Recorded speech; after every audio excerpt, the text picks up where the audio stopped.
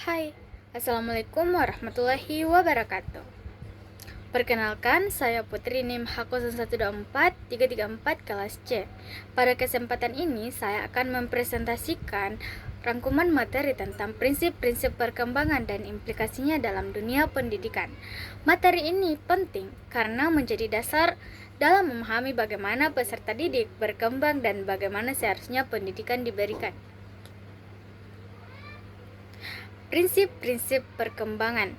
Menurut Alfie, menjelaskan bahwa perkembangan manusia berlangsung sepanjang hidup dan mencakup berbagai aspek seperti fisik, kognitif, sosial, moral, emosional, dan spiritual. Artinya, perkembangan tidak hanya terjadi pada anak-anak, tetapi juga pada remaja hingga orang dewasa.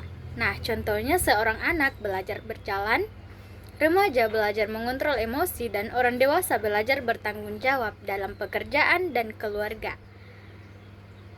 Prinsip perkembangan. Prinsip yang pertama adalah perkembangan berlangsung seumur hidup dan meliputi seluruh aspek. Ini berarti manusia terus belajar dan berkembang sepanjang hidupnya. Kedua, setiap individu memiliki kecepatan dan kualitas perkembangan yang berbeda.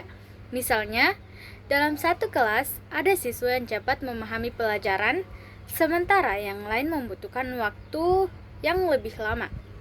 Ketiga, perkembangan berlangsung secara beraturan dan mengikuti pola tertentu, seperti bayi yang awalnya hanya bisa tengkurap, kemudian duduk, berdiri, hingga berjalan. Keempat, perkembangan juga terjadi secara bertahap atau berangsur-angsur. Contohnya, kemampuan membaca dimulai dari mengenal huruf, kemudian kata, hingga kalimat. Selanjutnya, kelima, perkembangan bergerak dari umum ke khusus. Misalnya, anak kecil awalnya hanya bisa memegang benda secara kasar, lalu berkembang menjadi kemampuan menulis dengan lebih halus. Keenam, setiap individu melalui fase perkembangan seperti masa kanak-kanak, remaja, dan dewasa, meskipun kecepatannya bisa berbeda-beda. Ketujuh, perkembangan juga dapat dipercepat atau diperlambat dalam batas tertentu. Nah, contohnya, anak yang mendapat bimbingan belajar tambahan bisa lebih cepat memahami pelajaran. Kemudian keenam, antar aspek perkembangan saling berkaitan. Nah, misalnya anak yang percaya diri secara emosional akan lebih mudah bersosialisasi dengan teman-temannya. Kesembilan, terdapat perbedaan perkembangan antara pria dan wanita, seperti perempuan yang umumnya lebih cepat matang secara emosional dibandingkan laki-laki. Implikasi prinsip perkembangan dalam pendidikan muncul karena adanya hubungan yang erat antara perkembangan dan proses belajar. Artinya, guru tidak bisa mengajar dengan cara yang sama untuk semua siswa. Guru harus memahami karakteristik perkembangan peserta didik agar pembelajaran menjadi efektif.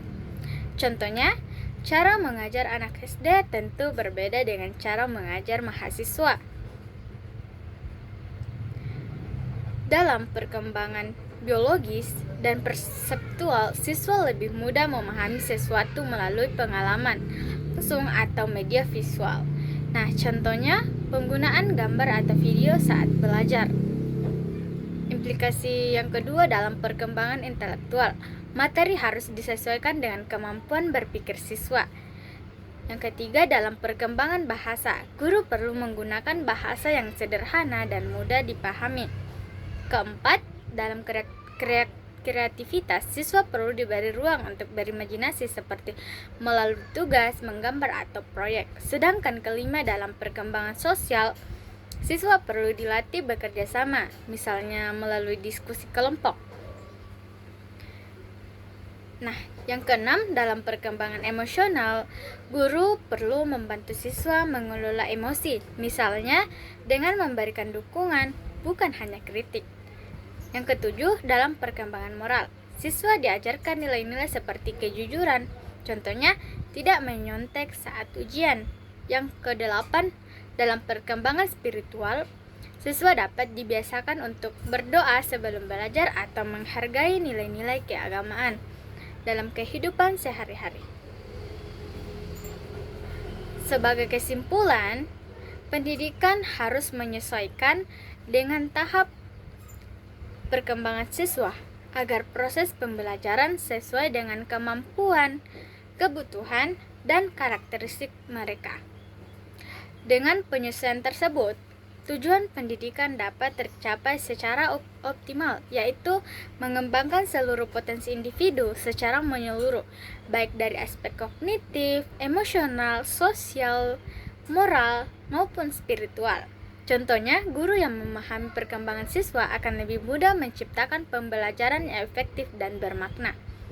Materi ini disusun berdasarkan sumber yang telah dicantumkan pada slide, sebagai bentuk tanggung jawab ilmiah dalam penyusunan materi.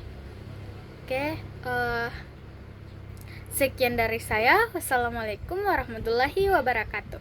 Semoga video ini dapat bermanfaat.